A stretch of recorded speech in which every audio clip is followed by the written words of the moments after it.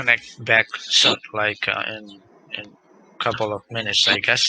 Just bear with me. Let me see. There you go. Mm,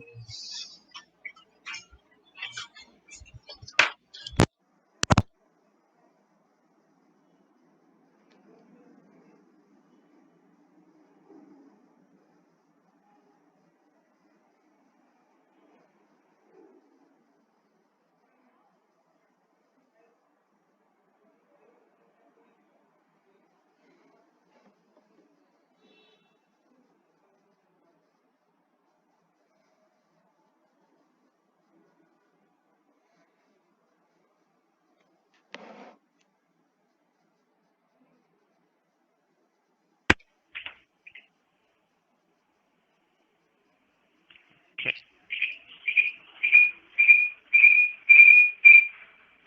Okay. Can you hear me? Yes. Yes. Good. Okay. So now I connect myself through my cell phone, and so I release all my bandwidth of audio and video. Okay. So let's see something. Okay. Okay. So something is not correct here. Let me see.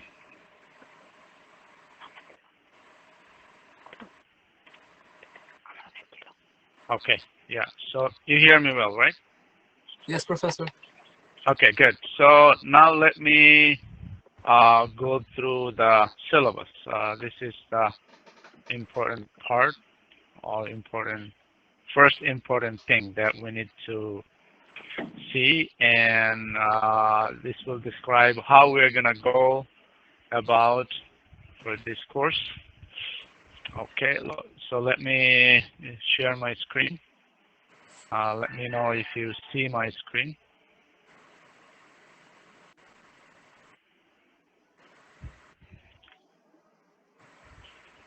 Yeah, we see your screen Yes, now. Professor, we see a scan. Okay, good, very good. Okay, so you already, I think you already went through this, but we're going to emphasize some of the part that is still not clear. You just read this. So the manual part we actually resolved thanks to one of our students. He actually sent me that PDF version of the manual, and then I was able to distribute to everybody. So the manual part is resolved. Now, the second important thing that we need to focus, especially not only it's important, it's most important for your uh, case, is the grading, right? So we have three uh, portion in the grading. One is the lab report. And because of this online environment, I break this lab report into two. Usually it was one when we have classroom environment, face-to-face lab. We have only the post-lab because most of the part we do hands-on, meaning we do it by ourselves. Here, you're gonna see today and onward, we could not get our kit, so we have to do a different way. So that's why pre-lab is an important part. So if you do not have pre-lab, it's gonna be like another theory lecture. It's not gonna be any more a lab at all. Okay, so that's why we have pre-lab, but it's not difficult, and you're gonna learn a lot if you do that pre-lab correctly, and we do not have much trouble understanding the procedure. And the post-lab is going to be pretty simple. I'm going to discuss about the post-lab soon. Then we have lab attendance and participation. It's at 25%. So participation and attendance all are together. So what it includes is uh, uh, whenever the class starts, I'm going to call your name at the beginning of the session. So that is kind of attendance, raw attendance. Then time to time during the lab period, I'm gonna ask you questions or I'm gonna say you to do something. So at that time, if you are present, then it will be considered participation. If you are not present, then it will be not considered participation. So what it means is you need to be uh, in the class all the time and try to pay attention, because you never know who I'm going to ask questions and about what, right? So, and this is how we're going to learn this lab, right? Just if you do not pay attention, it's going to be difficult to go get the next part and onward, so on and so forth. Then towards the end, in fact, the last class of this lab is going to be exam. It's called final exam, or whatever you may call it. And it's also hold 25%. Uh, the importance of final exam is very, very significant. Meaning, uh, as I see from my experience, the pre-lab, even though it's a new introduction, post-lab and attendance and participation, most of you usually do well. Because I know you are almost graduating, so you try to make it a successful course. So you focus usually good, and then these two parts, the lab report and the attendance part, came out or usually come out good. Now, but the problem is then with the final exam. The thing of the final exam is this. So final exam actually decide what grade you are gonna get, right? I'm not like de-emphasize the other two parts. Usually you focus these two parts normally, right? The lab report and the attendance. But you also need to focus on the final, even though not now. But how do you do better in the final? First of all, you have to understand all the procedures, right? If you go through, or if you are attentive in the class, it's not going to be any difficulty to get a good score in the final. But if you are kind of not attentive in a sense, then you might miss some discussion, which might be important for the final. Meaning, some of the question may come out from that discussion that you already missed, right? And the discussion, when we discuss, the things are very simple. Like once you know, this is very simple. If you do not know, you actually don't know. That's the thing. But once you know, you don't have to do like vigorous, uh, let's say, work to get it going. But just once you know it, it's gonna be there for you, and then you can use it for the final. So try to be attentive during the class. Uh, we're not gonna be it's not gonna be like 3 hours. Most of the time it's gonna be maybe 2 hours or so, but some of the labs are a little bit bigger, so we might end up utilizing the whole time, like 3 hours or so. But most of the lab is gonna be only within 2 hours we're gonna be done, right? And for each lab, during the beginning of the lab, before we get into the procedure, I'm going to discuss a little bit about what the lab is all about. And we're going to discuss few things from the pre-lab thing, what you already know, what you did in the pre-lab, and how this pre-lab thing is actually helping us to go through this procedure. And then we're going to go into the procedure. So during that time, like when we discuss about the pre-lab and the introduction of all the basic concepts of the particular lab, you need to pay attention that time. And also, it will be very beneficial for you if you ask me questions and you get the answer. Maybe some of your question might appear in the exam as well, right? So that is also the case. So this is how you can improve your final score. And as I just, like I mentioned, final is actually the decider whether you get a grade A or B or etc. Right? So try to do good in final. With that same note, just quickly, I'm gonna go some of the things that you might find strange. There are two parts, as you see. It's called reading, right? So what it has to do with the lab? So there are a few concepts that is necessary for this some of the lab, but it is not part of the procedure.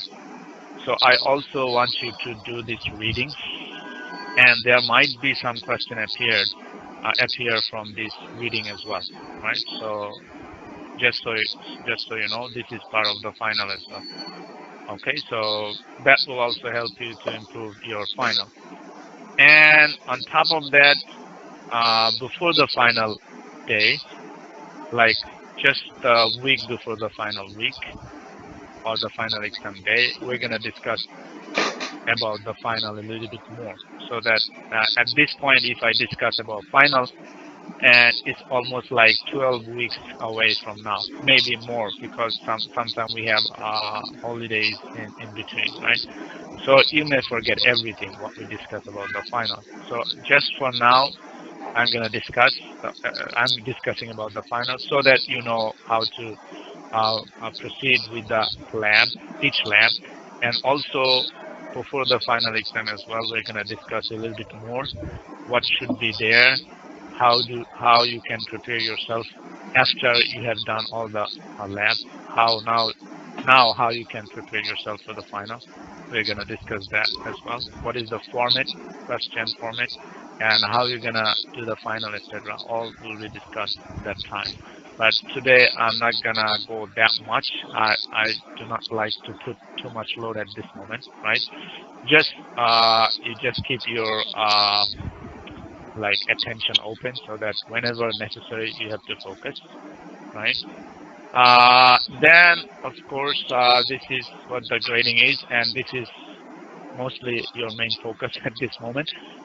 Now, how to get a good grade now onward is our actual lab procedure.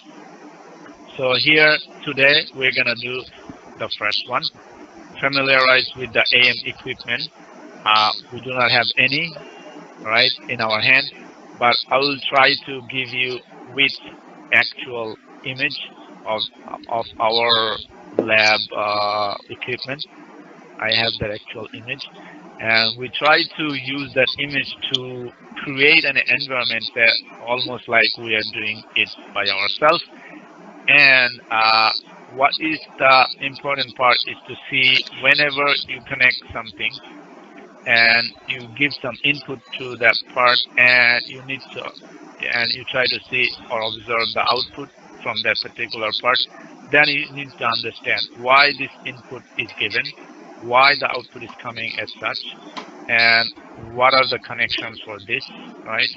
Even though it looks pretty complex at this moment, this is not as complex. Once you see this, it's like basic understanding. Okay, if you do not connect this, there is no way you can get this, something like it. So it will be very self-explanatory, but we're going to go through as well. And in between, if you have any question, please put forward, because if you have any confusion or if you have problem understanding anything, then it might be a troublesome during the final exam as well, right? So try to be like up and make question whenever you can, right? Whenever you need. So these are all the procedures. So we're gonna do only the first one. And as we are go on for the next lesson onward, we're gonna discuss about other labs as well. So today we're gonna go from this particular lab from procedure 1 to 16. So once we are done up to 16, so this is the end of this lab, today's lab. Okay, so now we're gonna discuss a little bit about lab, pre-lab, post-lab, and some general rulings, so that you can get all this score that you need to get to have a good grade at the end. So this is our pre-lab. It's still introductory phase, but we'll see how much we can do better so that this pre-lab will help us to understand the actual lab procedure. So we already did the first lab. I have gone through a little bit through through the lab pre-lab one that is submitted, and it looks good to me so far. So we might pick one of your labs when we go through the actual procedure, and may try to link the procedure and your pre-lab so that we can have a kind of real understanding what's going on with this procedure and with this equipment, something like it. And for the post lab is very simple, meaning as we are going to go through the procedure, you're going to see sometime uh, uh, for a particular procedure, it asks some question after you do the procedure, right, for that particular item. Then at the end of the procedure, only for that procedure, it asks you a question. Okay, why do you get this? Or what do you get? Or how much you get? Something like it. Now you have to answer only those procedures, right, on the lab or post lab. So the post lab is gonna be on the front page. It's gonna be your name and your information, and the next page and onward only write the procedure that has a question, right? And sometimes some procedure has some not exactly question, might be, say for example, uh, what figure do you get, or show the figure, or show the outcome for this particular procedure. We might also need to put that thing as well, right? So again, for the post lab, you have to answer or put information only those procedure which has some questions, or like sometimes it has a fill in the blanks. You have to put some information there in the blanks. And also it might ask you to show the figure or show the outcome of this procedure, etc. You also need to put those.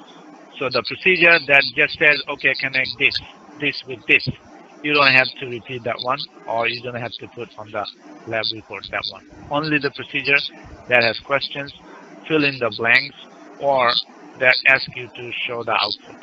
Only those procedure you have to answer or put on your lab report. That's it. Okay? And while you are doing this, you have to put the exact procedure number. Let's say procedure 1 has no question. Procedure 2 has no question. Procedure 3 has 3 sub procedure like A, B, C. And procedure 3B has a question. A and C has no question. So the first item for your case on the report is going to be 3B, which has a question. State the question or state the procedure and then answer your question. Okay? Do not order by yourself. Just exactly type the number of the procedure that you are answering and then get the answer, right? If it is 3B, just put 3B, even though this is the first answer, your first question you are answering, right? And the next answer may be 5C or etc. Then you also need to state the questions as well, or the procedure itself, the whole procedure. This is the procedure, and this is your answer or your information, right? Uh, and uh, and some of the lab at the end has some discussion where there are some questions as well after you're done with the procedure. Those discussion questions has to be there as well on the report. So this is not for every lab because some of the labs do not have any discussion at the end. Some of the lab has. So whenever you found that after the procedure is done, you have some extra questions or discussion questions, you also need to answer those questions as well. And some of the lab also have at the end multiple choice questions. In the manual it says unit test. So whenever you find an unit test for a particular lab, you also need to put that as well, right? So again, for post lab, only answer questions or procedure those as questions, fill in the blanks, or ask you to show some output or outcome, and put the exact number of the procedure. And if at the end of the lab if you have some extra discussion and question, you have to answer those questions. If also at the end, if you have a unit test at the end of the lab, you have to put those unit test answer as well, right? Especially for multiple choice, if you prefer, you just because this is multiple choice, you can put just the letter, the multiple choice letter, and the number and the answer. Say for example, multiple choice 1, your answer is, let's say, B. So for that particular case, you can write just 1B instead of Yes. writing the question, Hello. right? But Hi. sometimes This is the what may happen, United States yeah, I think Census some of Bureau, your mic is on and I'm and calling you are to talking. answer Maybe your you should empty turn off your mic this spreadsheet. moment while you are discussing. Yes. What happened? Hi. So Yes. So the thing that I'm you saying is made on an the unit application to test, work on a it's a 2020 multiple census. Are choice. you still interested So in the you may bills? put like 1A, Yes. 2B, if one Okay. answer is A. If you feel Yes. that correct answer is A, then it 1A, 2B, etc. John, at the end of the But interview. in case Sure. Okay, I am having a sometime what class right happen now, is but you write okay, I mean 1A, you but can you say. mean 1B. Right? So, sometimes it might Yeah, yeah, you happen. can do So it. I'm just what you supporting could the also class. do, you may just put Hi, how are one you? and the answer, whatever the answer has, right? Say for example, answer has Yes. a statement. So that put the Yes. statement. Write the letter. So, You have to write that letter yes, hello. first of all, 1A, say for example, So my name and is then what is in EE422. 1A, you can put that as well, just for your own good. It's Sometimes you put 119 1A, but you Third mean 1B, Place, right? Bronx, Your answer 723B. for yourself, you find that the correct answer is B, but by mistake you put 1A, Yes, I was right? Then in, your answer is I completely wrong to think, me, and you're gonna get 0 1270 for that. Finley Avenue. So what you could do, you put 1A, and then also what is in A. You just write the whole statement of A, so that if by mistake you 170. put a wrong letter, like 1A or 1B, whatever, but once I read your answer statement, No, then I I think can I never came to I that will give class. you full score, right? Full points if your statement is you pick the correct statement, right? Okay, so this is about the post lab, right? By the So what was the again, job? on the cover page, you're gonna have your own name and What job? information, and from the next page and onward, you're gonna have only Census. answer of questions, answer of those Okay, procedure okay, that has questions, fill in the census. blanks, or ask you to I don't know if I show the applied for outcome of this. that procedure, right? And towards the end, if you have discussion, additional Yes. questions, or unit tests, you have to put that one as well, right? And the submission of the lab, just like pre-lab, Yeah, but we have a post-lab profession of also mine, has to like, be submitted before the next lab, right? So what happened in the next lab is you're going to have to put two things. One is the pre-lab of that particular lab and post-lab of today's lab. That two is gonna be there. So okay. we're gonna have different links as you already see on the blackboard. Post lab has a separate link than the pre-lab. So put the pre-lab to that particular uh, and post lab as well, right? So I'm gonna open post lab link like post lab 1, post lab 2, etc. And then you can go there and submit your lab, particular lab there, right? Then let me just continue and finish this. Then I'm going to open some discussion, a question answer, if we have, and then we're going to start our lab, right? For the general rule, right? As you know, so when you do the submission, you should not copy from anybody. Some of the things, say for example, fill in the blanks. There is no way you could put different than other, right? Let's say it asks you what is the number. The number is, say for example, 10. Then everybody's answer would be 10. That's fine. But some of the procedure has explanation. So in that particular case, you have to explain on your own words. Do not just copy and paste from others, right? You have to use your own words. If I found that two of your answers, especially for those explanation answers, are exactly same, then both of you are gonna get 0. I don't care who copies from who, right? both of you are gonna get 0. So be careful about that. And also, as you have to answer only the question, no other thing. If you can put those things, say for example, introduction and equipment and etc., some discussion in the beginning, that's fine. But this optional, right? But if you skip some questions by mistake or you forget to answer some of the questions, that will be very dangerous. So each question, I'm gonna get you some deduct points from that, right? So just need to answer all the questions. And yeah, and also if you submit late, right, then I'm gonna penalize for that as well, right? I'm not gonna just reject it. I'm gonna accept, but you're not gonna get full score, right? Depending on how late you are, you're gonna get less and less and less. Okay. Then for the participation, so in the participation again, I'm gonna ask your or call your name at the beginning, right at the start. I want you to say hi or I'm present or whatever way you let us recognize that you are there.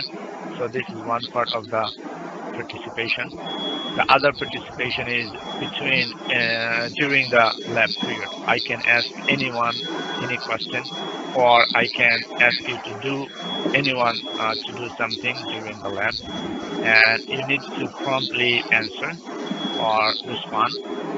Then that will be also considered you are present. But if you do not answer at the time when I ask you, or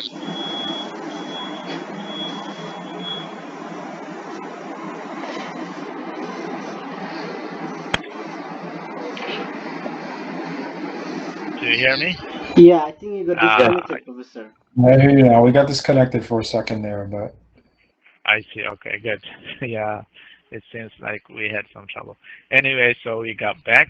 Uh, so good. So what we are I was discussing is like the participation, right? So whenever I ask you any question, I'm gonna ask, I'll call your name, or call by your name, and then ask you questions or anything we need to know, or you need to do something. Then you have to promptly respond. That will be counted as again present. But if you do not respond at that moment, it will be considered as late, even though at the beginning you were present, but you did not respond. That it will be considered as late. And if you are late by 3 times in one class, it will be considered as one absent. Okay, so be mindful about that. So if you are late in a class by 3 times, you're gonna be absent. Or this not for a particular class. Let's say you are late in the first lab once, and then you are late in the second lab twice. This altogether will count one absent. So out of 2 labs, you absent 1 lab, something like it. So this is also very important. So be in the lab, ask me questions. So try to focus so that we can get a better learning environment. In this case, it seems like we are almost like doing in real classroom environment. Okay, and also in the beginning, if you are late, then you are also considered late as well. Like when I begin to call your name at the beginning of the class, and if you are not present there, it should be also considered late as well. And now later on you join with us, right? Maybe you were still late, but you consider late. But if you were joined with us after 30 minutes of scheduled class, then it will be considered absent, even though you were there, but it will be considered absent. Yeah, so pretty much then the other thing is just, you are almost getting out of this, right? You are almost towards your graduation. So you know what is diligent and active means, understand, experiment, etc., right? So this is basically what we are gonna EE422 for this lab. So I'm gonna just open for any question if you have, but just to make it not chaotic, what I'm gonna do is to, if you have any question, there's an icon at the bottom middle, right? You have an icon for mic, icon for video, and icon for raise hand. So if you have a question, you can raise hand. Then I'm gonna let you say, so that there will be no like crosstalk and those kind of things. Yeah, that's good. So I saw Gregory. Yeah, you can say what you want to say. I think you have questions, right, Gregory?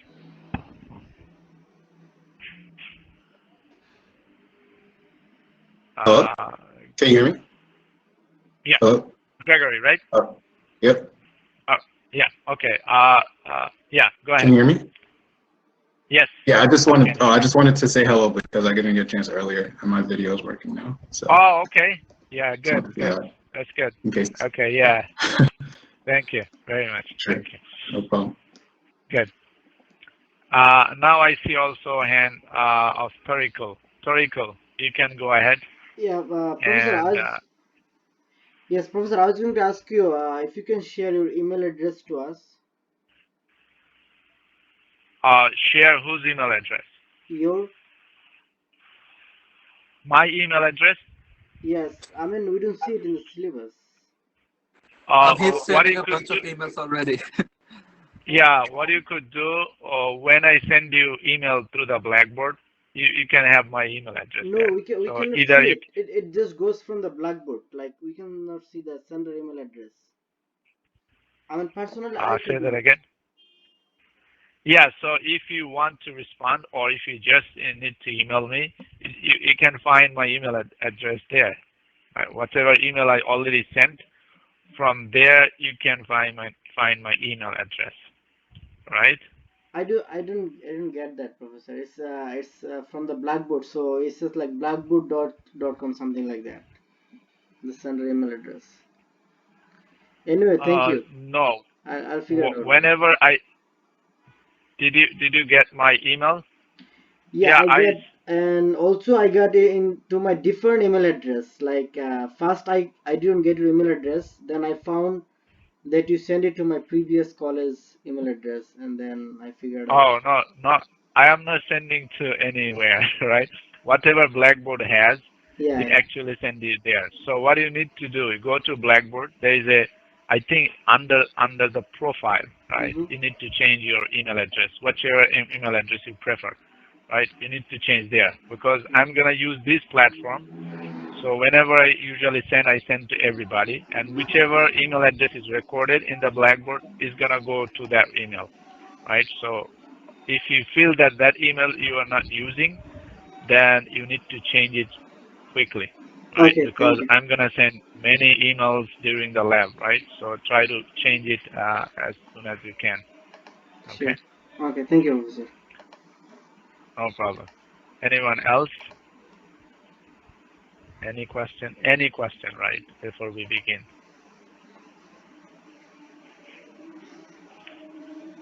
Okay, seems so far so good. Yep. Still, whenever you feel you have a new question, you can shoot the question right away at that time, right? Just for now, it seems like nobody has any more questions. So let us start our lab. Let's see what we can do. I'm gonna share my screen again. Uh, I'm using a simple platform. You probably already know there's a drawing platform called Visio, Microsoft Visio. I'm gonna using this platform to make it as realistic as possible so that we can connect items, etc. So this is our lab for today. Let me see. So this is our lab for today. Okay. You see my screen, right? Anybody could not see, just you can raise your hand. I think everybody saw my screen. Good. So here As you see, I sent this PDF to everybody. So familiarization with the AM equipment, right? So here, You may be experiencing the a loss of equipment will optimum be service. used to There do are many some things that can cause things, right? One of the things that we're gonna do is called amplitude modulation. And in your pre-lab, you already have gone through this, so you'll probably see this thing, right, already. That's good. And this is part of the frequency analysis of the AM modulation. We are not going to do it today. The frequency part. We're gonna see only the time domain behavior and characteristics today. So we may discuss a little bit about this later. But just so you know that when you do the amplitude modulation, you have one, two thing, right? One is called the carrier, and the other one the carrier, and the other one is called the message, right? Okay, so now let me see. Let me see. I'm gonna go arbitrarily, right? So as I mentioned before, Chen. Uh, let me see your thing quickly. So Chen. Let me see your. Hold on one second. It's gonna take a little bit. Once we are there, then everything will go smoothly. So I am gonna ask something to Chen. Okay, so what is it? Just bear with me. I'm trying to get your. Now on your carrier and message, right, Chen? Yeah. What uh, what for the message? What frequency did you pick? For the message, I used 2 kilohertz, And for the carrier? 1 megahertz. Okay, good.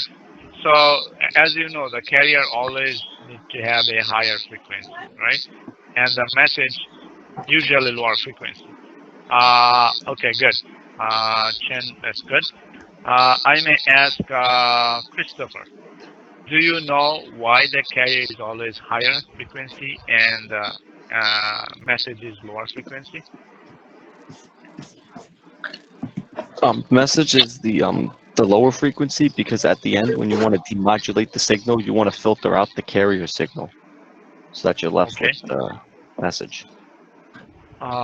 So you just try to say the procedure at the receiving side, how you can get the message out. But what is the significance of carrier then? Why we need to add carrier? Why Oh, not it's easier send to just the message? because it's easier to send signals with higher frequencies. Why it is easier? Any idea?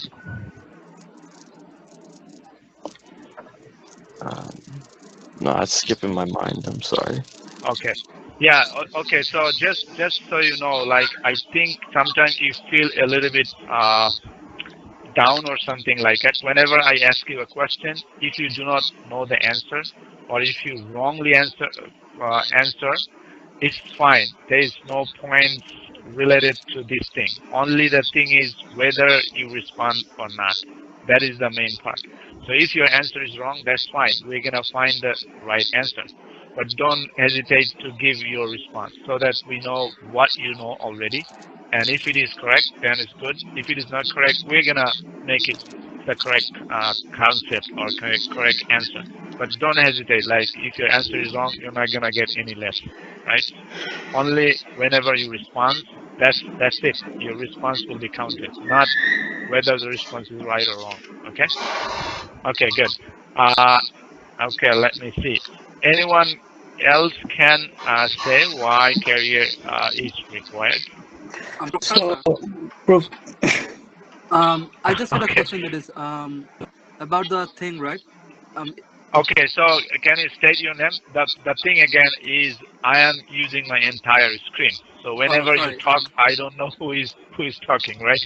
Just state your name first, and then if you have a question or response, you can go ahead, right? Yeah, go ahead. My name is Asif, and my question is that Okay, Asif. Yeah. are we using? You said we are using a higher frequency, right? Is it because of the filter at the end? We are using a low pass filter. I mean, does it have to do Yeah. something with the filter? No, the thing is the other way around. So we use higher frequency. That's why we use low pass filter.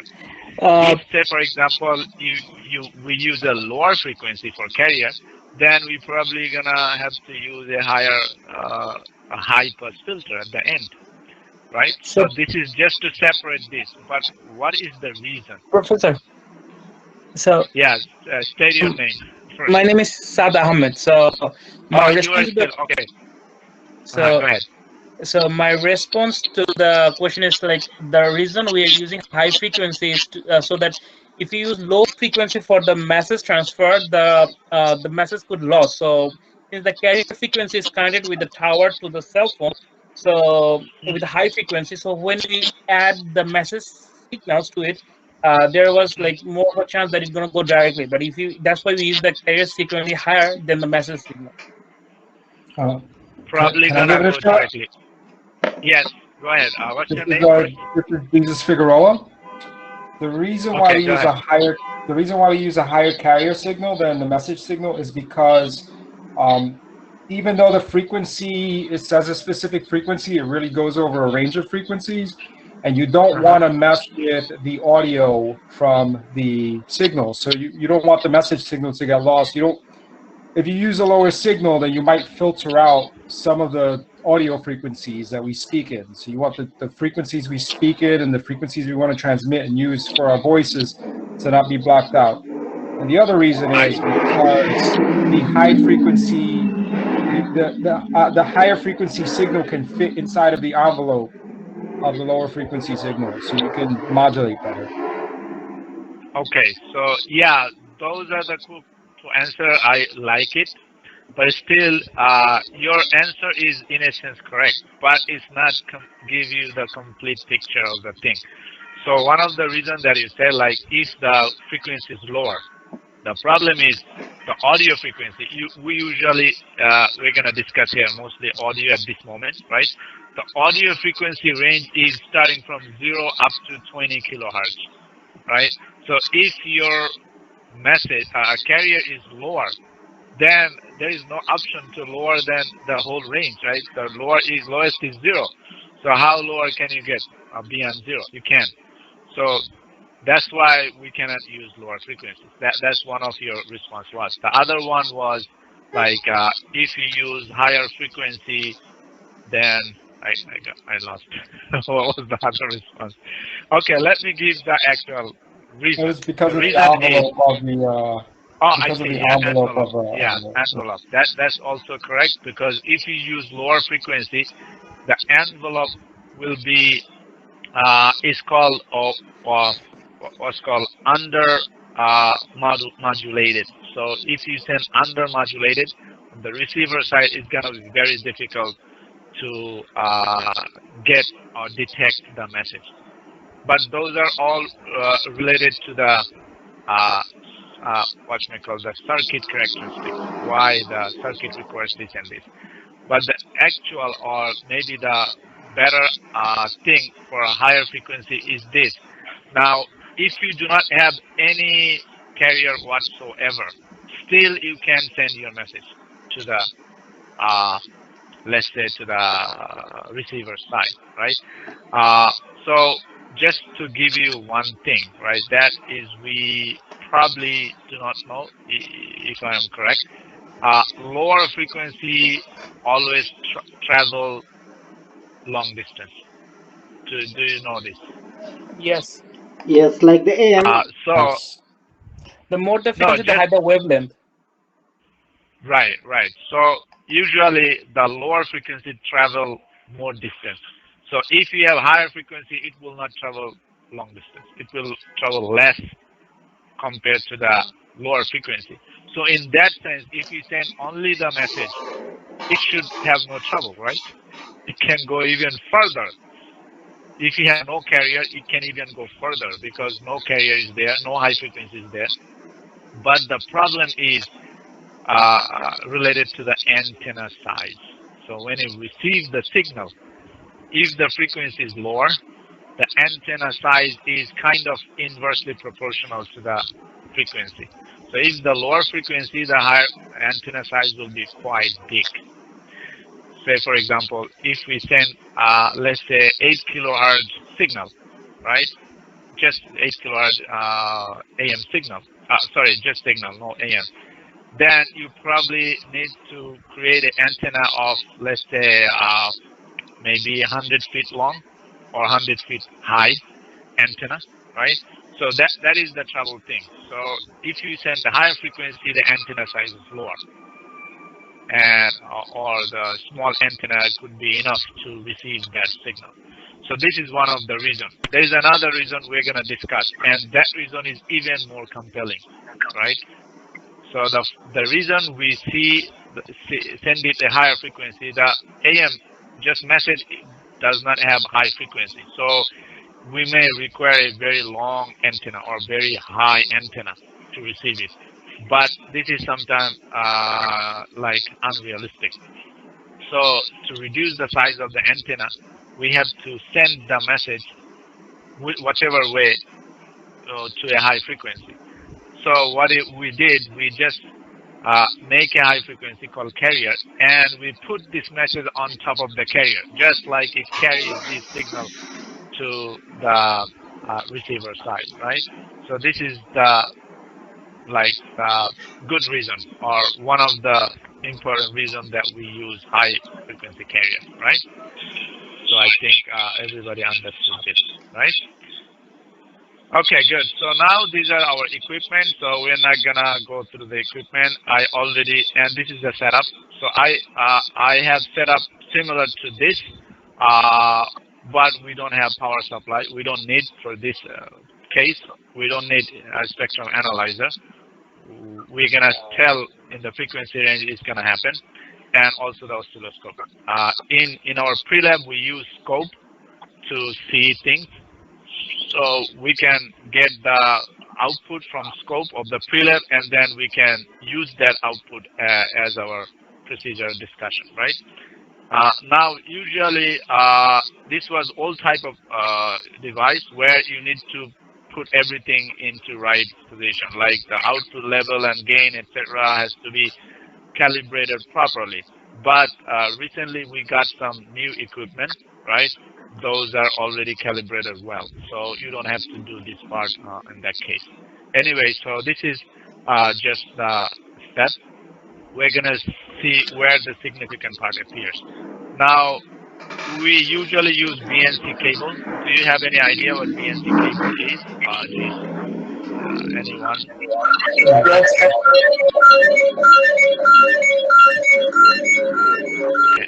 Okay. Yes. Yeah, I think, yeah, so BNC cable is a coaxial cable with a nice connector so that you can connect them nicely. It's a coaxial cable, like a table key TV cable network. So they are spherical cable, right? It has two things.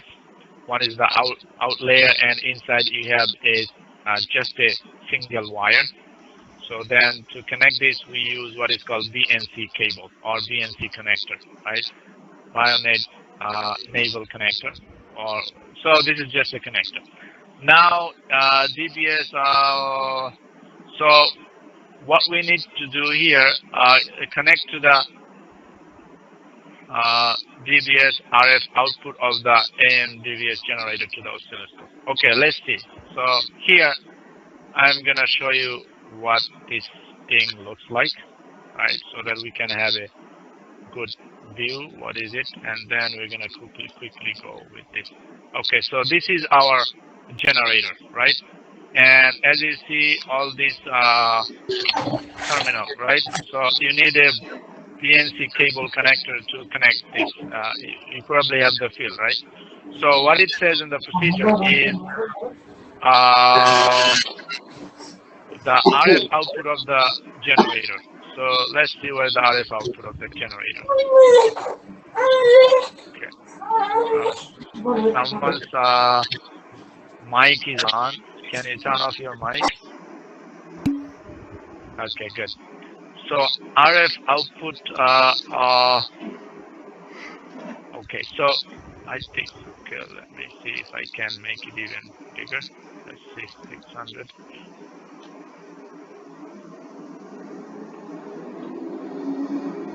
So this is where the RF output is, right? So as probably you see. So this is the RF output or just the output of this device. So what we need to do is connect these two oscilloscopes. Make sure that the carrier level knob is pushed to the linear modulation position. Set the carrier level and the RF gain control to max.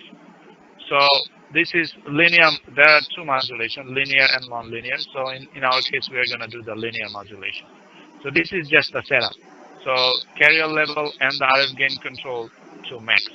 Now this probably important thing, like what is carrier level and what is RF control. So here, if I can see, as you see here, this knob is called carrier level, and this is gain. Okay, so this is gain and this is carrier level. They are talking about these two. So you have to make both of them max. So put them maximum, like you rotate them clockwise, right? Clockwise to the right as much as you can. That is your maximum position. So you did that, and vary the RF tuning control and describe its effect on the waveform displays on the oscilloscope. Okay, so now what happened here is, so you connect the output to your oscilloscope, right? So let me just turn this on. So you connect an output, right, to the oscilloscope. Let's say this guy is connected to the oscilloscope, right? This is, let's say, our oscilloscope one now, right? So you connect to the oscilloscope, and on the oscilloscope, you are going to see something.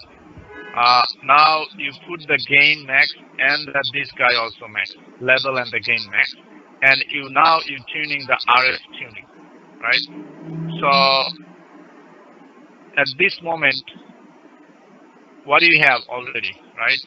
So by this machine, you can create the carrier, right? And whenever you need to send the message, you have to send the message here. So this is the message input. So if you put any input here, this is, sorry. If you need to put any extra message, it is here, right? So this guy has the message. But so far we do not have any message, right? What we did, we turn on the machine, right? We put this carrier level and the gain to maximum. And now we are fiddling or playing with the RF tuning and see what's going on here, right? So what happened here, yeah, let me see. Anyone can have any idea? Casper, can you see what's happening here?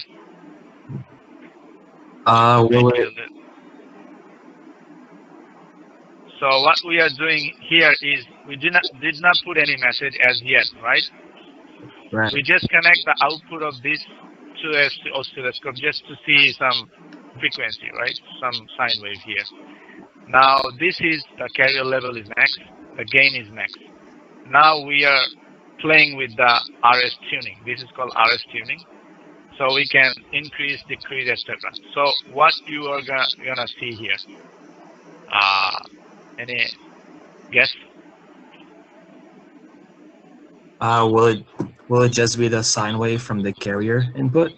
Yes, it should be a sine wave from carrier. But when you change the tuning, RF tuning, let's say higher or lower, what change do you see here? Oh, the frequency. How frequent? Like how many? Exactly. You're gonna see the change of frequency. That's correct. Yeah. So now you are correctly stated that without the message, it actually generates only the carrier, right? So when you change this guy, you change the frequency of the sine wave of the carrier. Now, what it means is this is just we just introduce ourselves with the machine. So whenever you need to find a carrier that you need to send or do the amplitude modulation, then this machine will give you that carrier. And also, if you need to have its amplitude, right, the carrier frequency is by this guy, and the amplitude of the carrier. Okay, so now we're gonna see the carrier frequency changing. So it will be, let's say, alternates very slowly or very fast. Like you're gonna see sine wave packed dense or light, right? So this is what the procedure is doing. That's correct. So you may just say here what we just discussed, right? Next part is now use the USB-C connector frequency counter to read the frequency. Okay, so now we need to read the frequency. What from the previous procedure we can see the frequency is changing, but we cannot read or measure the frequency. We also need to measure the frequency. For that, we need to have another device. We already had another device on our lab. It's called, not this one, let me see, not this one, frequency counter, right? So these are same real image, right? So exactly, if you were in the lab, you're gonna see exactly this thing, right? So that's why I put the image. Now, what you have to do, you see that change of the carrier on the oscilloscope in time domain. Now, you'd like to also connect this guy to, let's say, this guy. Connect this guy here. Let's see a little bit more. Right here. You have to go a long way here. So this is, let me put yellow. It give you better vision. So here you connect. Is it input? Yeah, it looks like input. So you connect that here, and this is a display. The display will show you the number. So whatever the frequency is, so you can see the frequency. So what we do with this procedure 2 and 3, procedure 2 give you that you vary the frequency of the carrier by varying the RF tuning.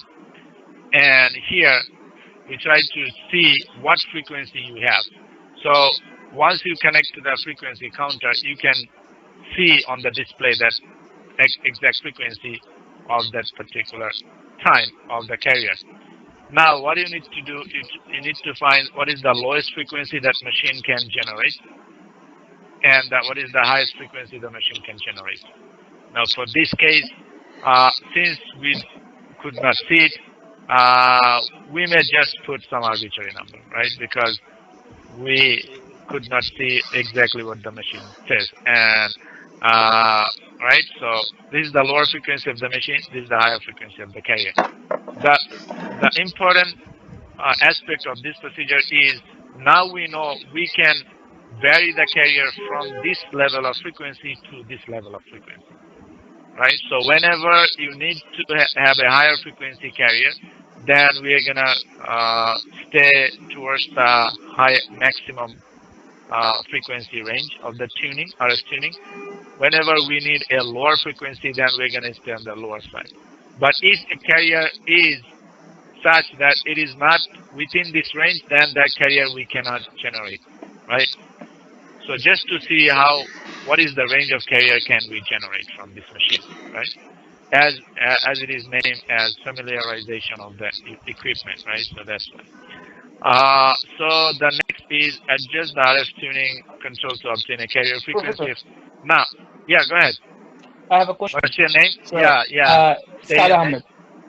Okay, go ahead. So it's kind of different, Professor. So the function generator that the generator that we are using here, and the generator that we used in other lab, the functional generator, right? Right. What are the differences between of them? I don't know exactly if there any difference, but it depends on, say, for example, how much amplitude you want for your lab, right? What should be the maximum level of amplitude that is required to do this lab? And also, what is the maximum frequency that is required to do this lab? Then you might have a different type of function generator. But basic functionality is same. You can create Okay. a sine wave of a particular frequency and particular amplitude. That is the basic thing for function generator. And also, on top of that, sometimes it has maybe more than one output that you can generate if it requires like couple of different sine waves to put together to a lab or to a procedure. Then you might pick two different sine wave with two different frequency and two different amplitude. Then So case also. both are doing the same thing, right? Like both are just generating the function. So I'm just kind of like confused because the function generator that we're using, the amplitude is considered as a voltage, right? And over here is also the same thing, right? Like the amplitude in this generator also as a Yes, is right. So our function generators are all voltage source, you may say, if not current source. okay. So voltage is fixed, but depending on the load that is applied, your current may vary. These are all Okay. voltage source, not current source, right? So yeah, So that's all why. they are same and technically. Yeah, technically they're same, but